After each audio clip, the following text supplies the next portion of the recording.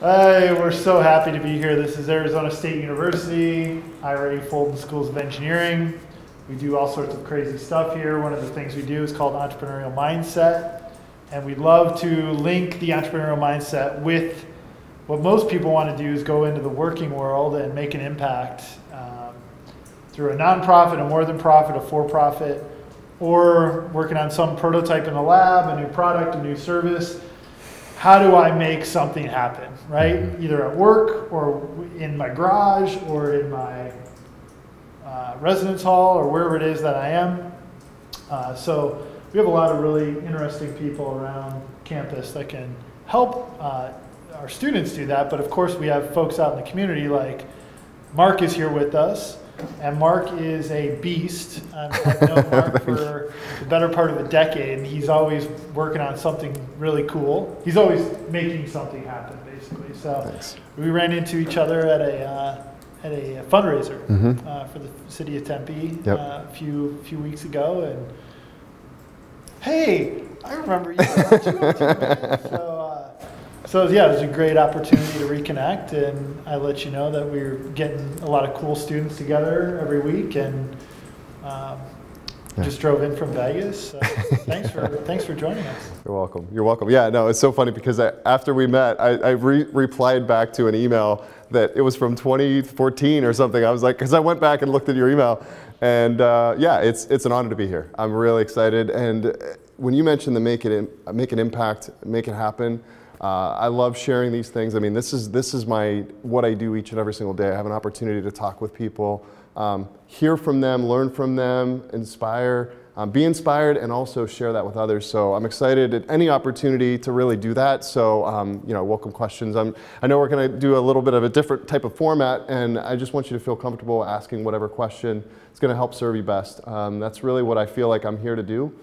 Just in general, and I really want to make an impact. I really want to help people, and I've been saying that for so many years. And you know, with opportunities like this, it's truly an honor.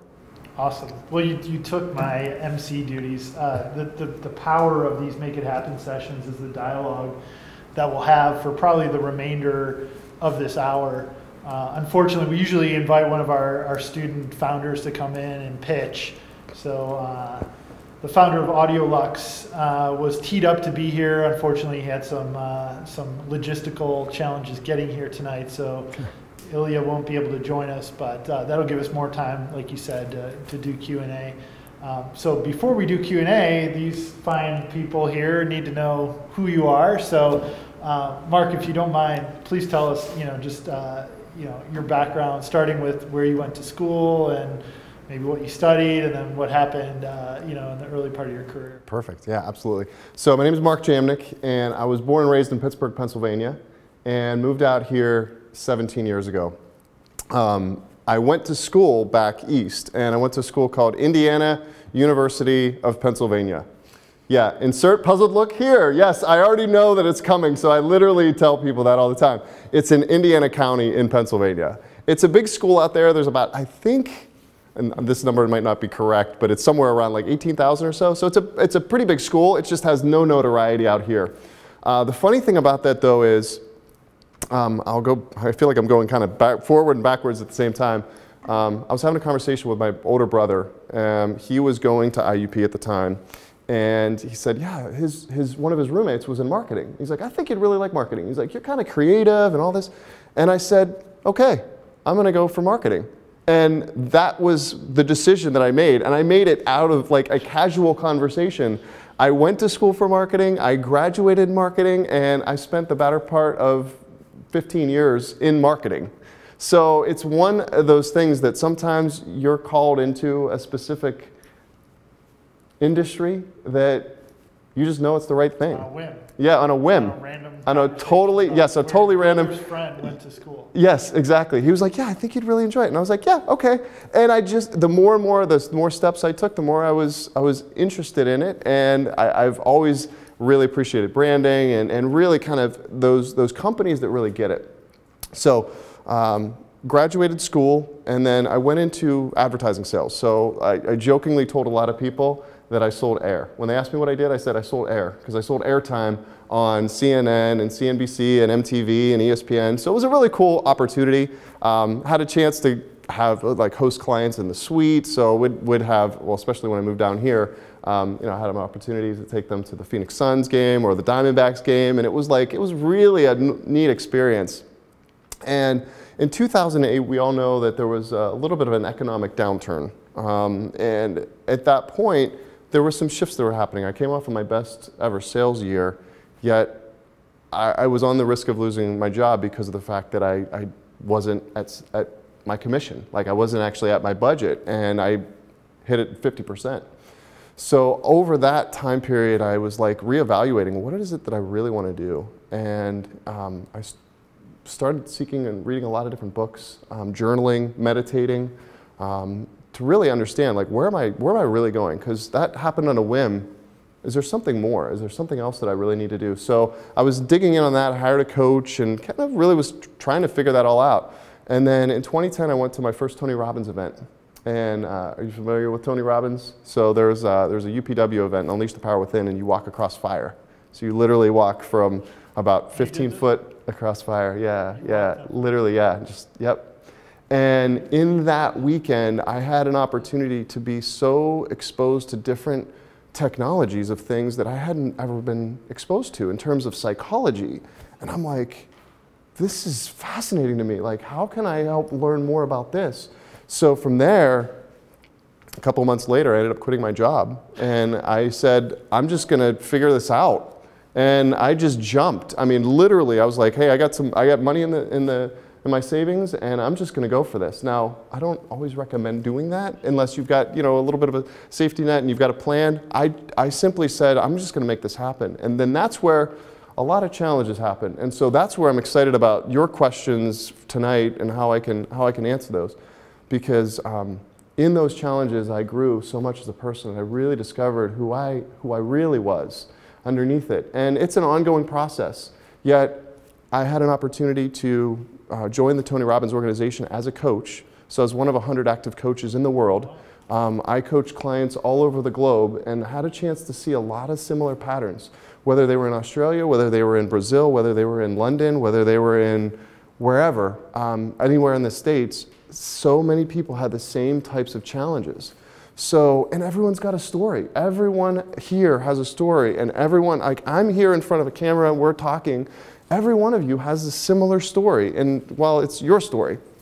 So for me, it's the idea of how is it that I can take what I've learned through my lessons, my experiences, and help others with whatever challenge they might be going through, and giving them tools and strategies and resources. And Brett and I were talking a little bit before, there's a couple things that I've been working on that I want to extend out as an offer for you guys to check out and try. And you know, for those of you that feel interested, you know, to take the step. For those of you that don't, that's fine too. You know, so it's an opportunity. I'm inviting anyone who really feels connected to it. So.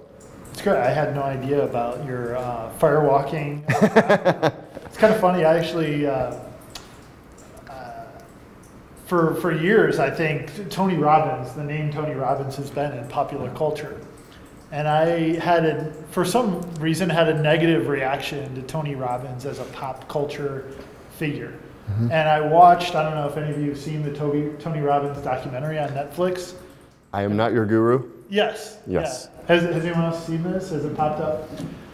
As you get older, you might start to kind of pivot over to the documentary section of Netflix. I know you're probably not in that section right now, but I live in the documentary section of Netflix. And when I watched that, I Am Not Your Guru, it totally changed my pop culture perception of Tony Robbins. And really being that we a lot of times talk about entrepreneurial mindset and value creation in these Make It Happen sessions. That was what I took away from that Tony Robbins documentary. And really what you went through is what you described in that kind of re-emergence of finding yourself and your why and your value proposition and your core, your center of gravity. Anyway, I'm not necessarily advocating that all of you go and walk on fire and drink from the fire hose, as Mark has described. But I'm just validating, because if any of you are like I am thinking, oh, this guy is like a Tony Robbins, like acolyte or whatever the term. Yeah, well, officially I was a Tony Robbins coach. And you needed to be invited. Like the training that I received, you can't even buy. So it's one of those things that what you see in there, in the documentary, there's been things where it's the fundamentals. And I want to talk a lot about fundamentals and mindset. And so the fundamentals are all there, and those are the things that were drilled in for us to be able to serve the people that were coming to us. Because some people had personal issues, other people had business issues. And so being able to understand and reflect and see what was most important was key. And to build on that, and I had a conversation about this last night. We're coming back from dinner. I was up seeing a client, and we were talking about when you need to get in the right mindset. Like there's so many opportunities out there. There's this guy on YouTube called Matusis M, and he has this one particular video that I watched when I was really challenged and just kept on running into wall after wall after wall. And one of his videos is called Dream, and I've cried like watching it, because it's like you just want to, like, you're not trying to hurt anyone, you're trying to help people, and you're just like, why don't this work? You show up to an event and no one's there. And it's like you see all these things and you see the real humanity of it in some of those videos. So as you're looking at the make it happen piece, encourage you to, it's like renew your mind daily and just constantly be filling it with inspirational pieces, again, as that calls to you. Because again, there are certain people that want to follow one path, and that's fine. And other people want to go off and do the entrepreneurial piece, and that's fine. And you deciding and figuring out that for yourself, and along the way, you need people and inspiration that's going to help you, to guide you and give you some of the inspiration when you might not have it, because you've run into a lot of different blocks. That's awesome. So we'll get to Q&A here really quick, but the one thing I just want to further contextualize Mark being here. Obviously we house a lot of these gatherings in our engineering school, and not only for engineers but for all disciplines at ASU. I want to make the case it's really important for everyone in this room to really understand the basic component of what a unique value proposition is. And you've spent the last, obviously with your clients in the last 7, 8, 10 years of your career really kind of and previous to that, as a salesperson, I was in sales myself, and I was a horrible salesperson because I didn't really understand what a value proposition was. So many of these folks, and we will meet all of you. We'd love to hear who you are, what you're working on, and then if you have questions for Mark, being an expert in kind of the marketing and then also the sales side of things, maybe say a few words why sales isn't just for business people, if you could. Absolutely, yeah. I think so many people put sales as a bad word. And after I had the experience in 2008, I made sales wrong. There was actually a podcast that I appeared on where I said, I was running from sales. Like I became an entrepreneur to run from sales because I didn't like it that much. And I'm like, I never wanted to call myself a salesperson. And I think we have this negative stigma. It's like you have this feeling of someone trying to sell you. And the thing that I always share with people is when you have a movie that you've watched or a song that you love hearing that your friend doesn't know about, you want to sell that to them, not because you're going to get something, it's because you're giving something. And look at sales in that way. Like if you look at sales as serving and not trying to do it from a manipulation standpoint, sales as manipulation is despicable. It's deplorable. It's horrible.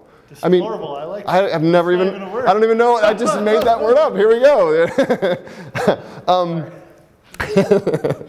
And so, and that's how most people tend to feel as sales. At the same time though, if you really have something that can benefit someone, there was a really great sales trainer, well there's two amazing sales trainers. One was Zig Ziglar.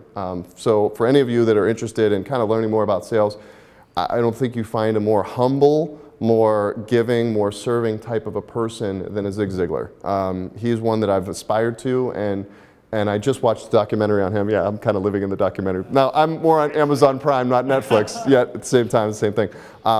But, you know, it's like, people don't care how much you know until they know how much you care.